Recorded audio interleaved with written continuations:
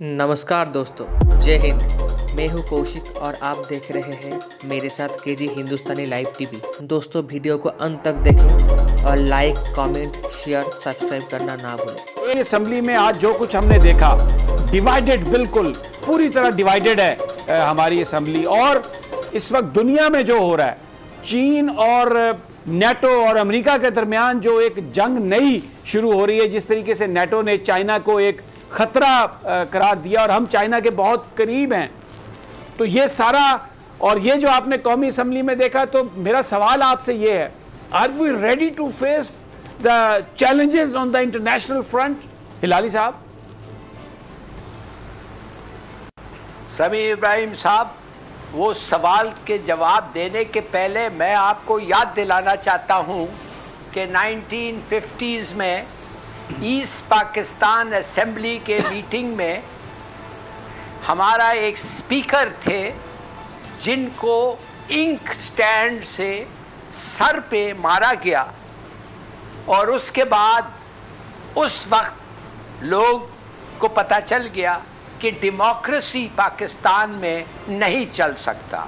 अफसोस से कहना पड़ता है कि from that moment on democracy Pakistan में नहीं चला और कूदेता हुआ और अयूब खान आ गए।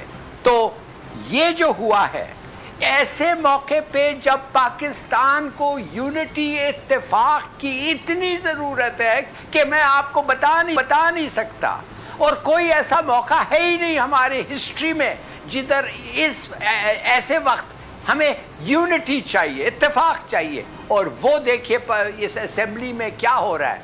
तो क्या आप और मैं ये नहीं पूछ सकते कि ऐसे टाइम पे ये होना, इस असेंबली का फायदा क्या है? ये तो हमें डिवाइड कर रहे हैं। डेमोक्रेसी नहीं चल रहा है, हमें इत्तेफाक नहीं, नफरत फैल रहा है। तो मेरे ख्याल में कुछ करना चाहिए, नहीं तो ऐसा नफरत फैलते जाएगा तो हम वैसे ही ख़त्म हो जाएंगे, वैसे ही डिसॉल्व हो जाएंगे।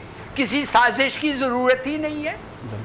अच्छा, अब हिलाली साहब, जो G7 जो मीटिंग थी, उसमें अमेरिका ने तो बहुत कोशिश की, किसी हद तक कुछ उन्होंने अचीव भी किया, लेकिन वी कैन सी क्रैक्स के नेटो के और वहाँ पर यूरोपियन कंट्रीज़ में चाइना को डील करने में है। लेकिन अमेरिका एक बड़ी ताकत है, आहिस्ता आहिस्ता प्रिवेल कर जाएगा। अभी जो बाइडन नए आए हैं, बड़े महान सियासतदान हैं, और चाइना के ख़िलाफ़ अगर वो इस तरीके से अपना एक फ्रंट बनाने में कामयाब होते हैं, जैसा कि वो इंफ्रास्ट्रक्चर के लिए ट्रिलियंस ऑफ डॉलर्स मखसूस करने की बात कर रहे हैं, हमारे लिए तो ये बड़ा मुश्किल वक्त आने वाला है डिप्लोमेटिकली कि हम किधर हैं, हम कहाँ जाएंगे, हमारी तरजीहात क्या हैं। आपको लगता है कि हम इस पोजीशन में होंगे कि सही फैसला कर सकें जिस तरह के मामलात इस वक्त हमारे यहाँ चल रहे हैं? पहली बात तो ये है कि आपने जिक्र किया G7 की मीटिंग के बारे में। आप थोड़ा G7 की कम्युनिके देखें, उसमें एक लफ्ज़ नहीं है फ़लस्तीन के बारे में, एक लफ्ज़ नहीं है कश्मीर के बारे में। यकीन आप कर सकते हैं कि ऐसा G7 का मीटिंग हो और एक लफ्ज़ ना हो?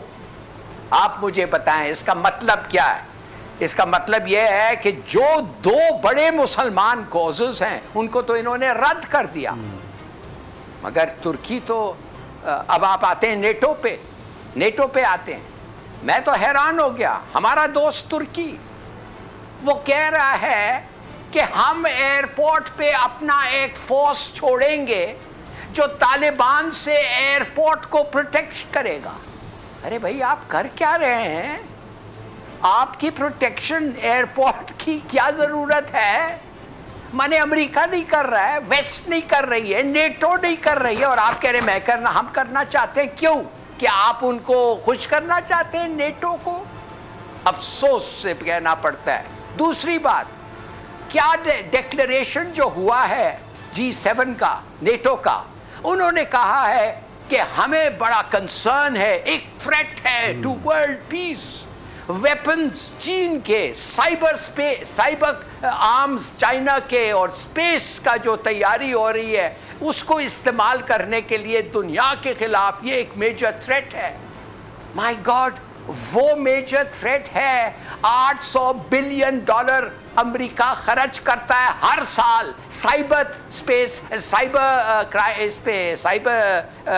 ٹیکنالوجی پہ, اسپیس کو ویپنائز کرنے اور اپنے ہتھیاروں کو. 800 بلین. اور چین کتنا خرچتا ہے؟